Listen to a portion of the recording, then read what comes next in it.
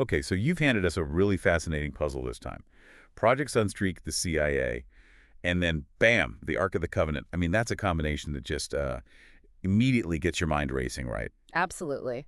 It's quite the mix. We've been, digging into the material you shared, especially that YouTube video, the remote viewing one. Yeah. It throws some really, let's say, intriguing claims out there about both Sunstreak and the Ark. Right. So our goal here, our mission, is basically to sift through all that for you, pull out the most compelling bits, the stuff that really stands out, Sure. without getting bogged down in the weeds. Exactly. Filter out the noise, focus on the aha moments. Okay, so let's kick off with Project Sunstreak. The remote viewer in that video, they start there. What were your first impressions of what they perceived? Well, what hits you straight away is this feeling of really restricted information. Okay. The viewer describes seeing, like, classified documents, almost like a book, structured chapters, detailing future programs. Future programs. Okay, so not just history. No, suggesting a significant, maybe long-term vision. At least that's the feeling they got. Highly restricted. Yeah, it definitely paints a picture of something incredibly secret, doesn't it? Not just some temporary project. And this idea, it's only for the elites. That definitely makes you raise an eyebrow. It does. What kind of information needs that level of secrecy? Exactly. And future applications. Yeah. It suggests they're trying to predict things. Or even, I don't know, shape them. That's the implication from the viewing, yeah. A detailed planning aspect, maybe. It makes you wonder. Okay, then it pivots to the Ark of the Covenant. Obviously, huge mystery, tons of legend around it. And initially, the remote viewer seemed to sort of confirm the common idea that they know where it Nope. is. They, presumably CIA, whoever, that No. it's hidden, safe, never really lost to the people in charge. Yeah, it almost sounds like a comforting narrative, Like, don't worry, it's handled. It does. But, and this is when it gets interesting, the viewer then has this, like, really strong reaction against that idea. Says it doesn't resonate. Flat out calls it a lie. That kind of immediate, strong contradiction, Mm-hmm.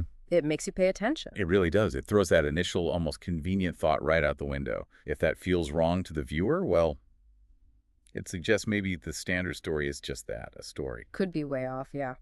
So then, the viewing moves on to another artifact, something like the Ark, supposedly found by this Agent 032. Agent 032. Okay. Yeah. And this was different. Very different. This is where the whole deception idea really comes in. Agent 032 apparently found something like a clone, a fake. A fake Ark. Wow. Yeah, it even vibrated, apparently, giving off the vibe of being the real thing. But crucially, no authentic documents inside. No Sanskrit, no Hebrew.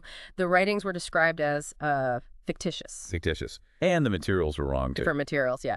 And the viewer suggested this fake arc might be what gets hinted at in movies, in media, Yeah. a distraction. A decoy. Okay, that's a compelling idea. A deliberate misdirection. The fake documents, the wrong materials.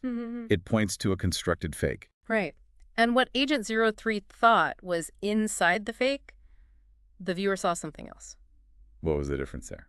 Agent 032 believed it held the tablets of the law, a stone tablets, but the remote viewer perceived rolled up papers, tied with string, not stone. Rolled up papers. Seriously? Yeah. And the writing on them, also described as simplified, basic rules about obedience.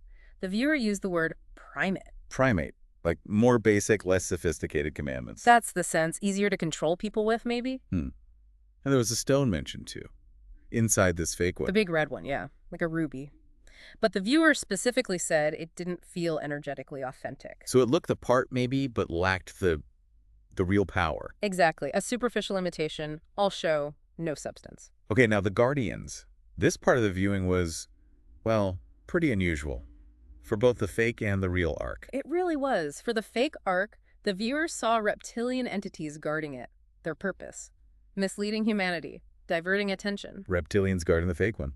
Okay. Yeah. But wasn't there something else, too? Yeah, this is the really strange part. They also saw angelic figures, even associated one with Archangel Michael, but guarding it in a way that felt theatrical, manipulative. Like putting on a show. Exactly, like staging something to make the fake seem more legitimate, more divinely protected, a performance to boost the deception. Wow. Reptilians and angels working together on a fake. Nah. Layers upon layers of potential manipulation. What about the real Ark? Who guards that one? And here's the twist. The remote viewer later identified reptilians as the protectors of the real Ark as well. Wait, reptilians guarding the real one, too. So, Yeah. not just the fake. According to this session, yes. which, raises a whole lot of questions about their actual role. Are they just guards, or is there more to it? Yeah, it really blurs the lines, doesn't it? Yeah. Okay, moving on. Opening the Ark. Both the agent's report and the viewer seem to agree it's not just something anyone can do. That's right, restricted. For the real arc, the viewing suggested the ones authorized are leaders, like above presidents. The super. Oh, president. Yeah. But interestingly, they get the information from it, supposedly, but not direct physical access themselves. It's like knowledge control from the very top. So a tiny elite gets the secrets, but even they don't get to, touch it. Weird. Hmm. And the fake Ark, who gets to open that one? That one, the session said, could be opened by high-ranking leaders, but more for public display. Ah, okay. So the fake one is for show. Makes sense if it's a decoy. Reinforces that idea, yeah. A tool for managing what people believe. And the timing. This right moment for opening it. Did the viewer get anything on that? They did. Pinpointed a time frame, 2030 to 2035. That's specific. Wow. And linked it to a planned manipulation of beliefs and something described as an opening between us, Earthlings, and ETs. Whoa, okay, so tying the Ark, unveiling probably the fake one for the public, to some kind of orchestrated first contact scenario and a shift in global beliefs, that's a massive claim. Huge implications. Yeah, if you take it at face value. What about trying to force the real Ark open? Any consequences? The session was clear on that. Not immediate death, like in the movies. Right, no face melting. No. It was described as interference. A manipulation, but on a subliminal level, spiritual, messing with consciousness. Interference, affecting consciousness. Okay. And the reptilian guardians were behind that. That's what the viewer perceived, yes. They're responsible for that non-lethal, but maybe more insidious consequence. So it's not a physical trap, but a mental or spiritual one. Okay, let's get into the contents of the real Ark then. The viewer saw some very specific things inside. Yes. And sidebar, they saw Donald Trump not far from the real Ark, not opening it, but nearby. Interesting detail. Okay, so inside, what was there? 4 wooden tablets with an official link to, something wasn't specified, and writing described as a foreign language, unknown symbols like hieroglyphs. Wooden tablets, not stone, and hieroglyph-like writing. What information was on them? According to the viewer, the beginning of life on Earth, the origin of humanity, and rules for humans, like a user manual. A user manual for humans. Yeah, how to behave, limitations on our evolution. Described humans as being encapsulated, kept within boundaries. Encapsulated. Wow. That suggests our origins and potential are deliberately managed. What else was inside? You mentioned other items. A lance, a unique piece of fabric, and a vial of blood. Okay, let's break those down. The lance. Described as resembling the lance of Longinus, the one said to have pierced Jesus, believed to win wars. Powerful artifact. Right. Anything specific about this lance in the Ark? Yes. The viewer perceived blood on it. Blood from the first human prototype.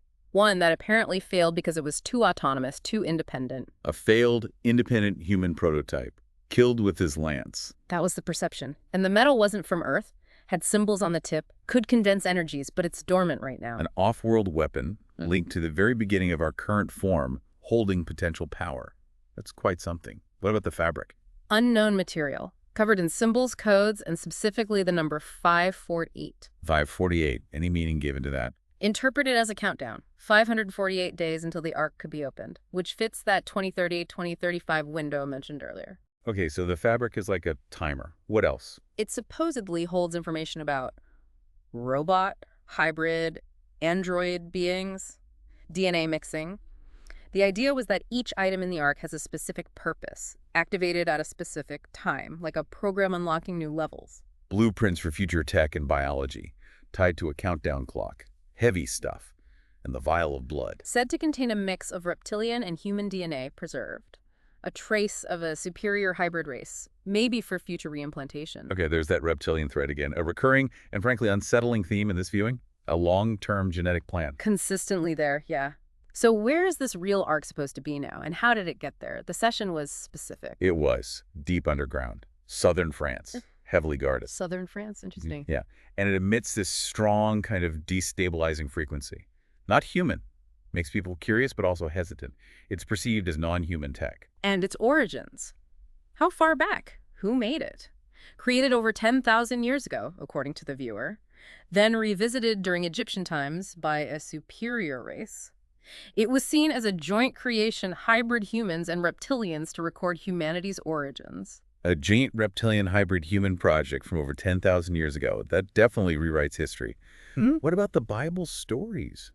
Parting the Red Sea, Jericho? How did the viewing explain those? Attributed them to shockwaves.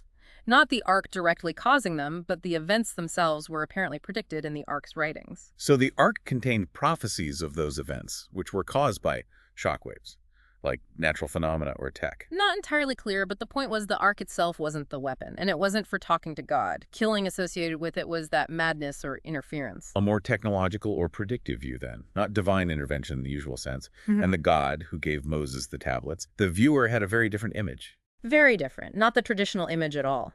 Perceived as a horned, dragon-like being, cloven hooves, described as the right-hand man of someone or something called YV. YV, and a dragon-like being gave Moses the Ark.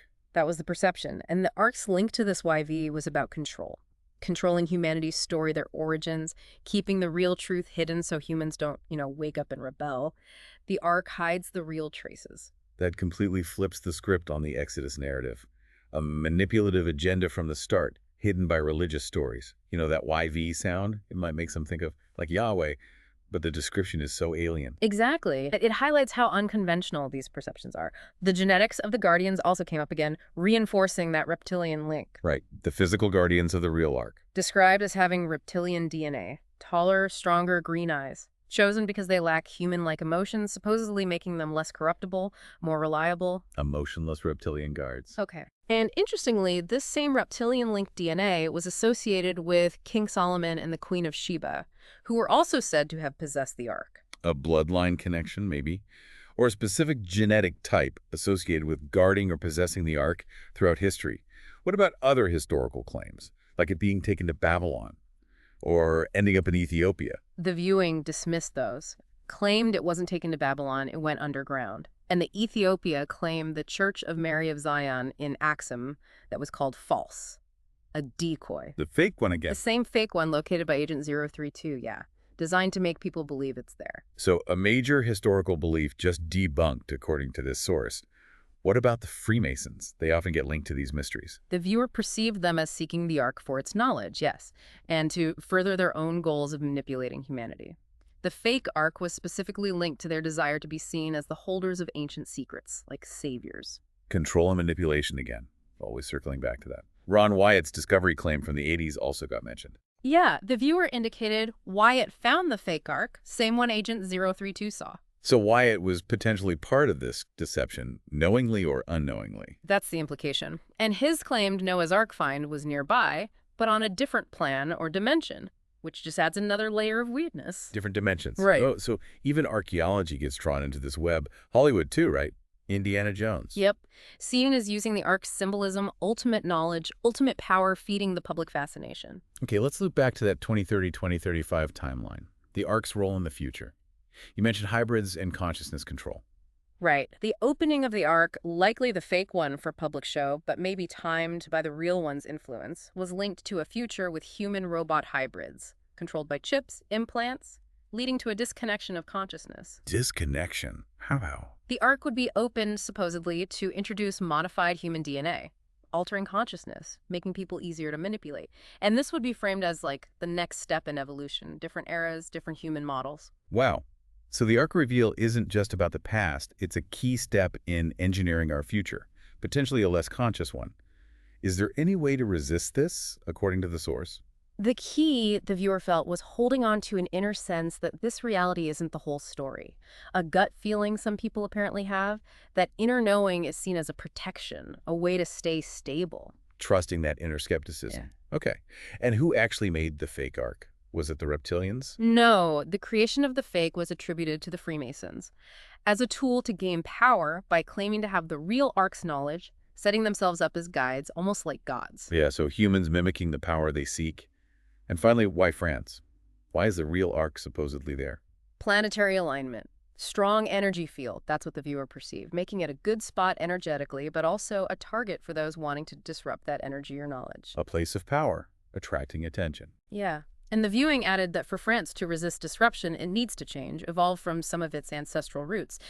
These roots hold truths, apparently. Also put it behind in some ways. It wasn't painted as good or bad, just a factor. An intricate web. Yeah. Okay, so just to quickly sum up the key differences we've pulled out between the real and fake arcs based on this source. Okay, the fake arc. A physical copy, maybe in Ethiopia or found by Wyatt. Fake documents, fake ruby inside. Guarded by reptilians and theatrical angels for deception, designed for public manipulation linked to that 2030s agenda. Right, and the real one. Real arc, hidden deep in France, contains original wooden tablets with origin stories and rules, that unique lance with prototype blood, the fabric countdown clock, the vial of hybrid DNA, guarded only by serious reptilians focused on spiritual interference, not spectacle. Holds the deep secrets of our past and maybe a blueprint for a controlled future. A stark contrast, one for show and manipulation, the other holding the alleged core truths and dangers. These sources definitely give us a lot to chew on. Contents, guardians, history, a potential future agenda. They absolutely do, and considering all these claims, layers upon layers of them, it really makes you wonder, doesn't it? You know, for anyone listening, what does it actually mean to search for knowledge, for truth, in a world where there might be this level of deception, ancient deception, and maybe even deception planned for our future? That's a heavy question to leave people with. Definitely something to mull over. Keep exploring, keep questioning. Thanks for joining us for this deep dive.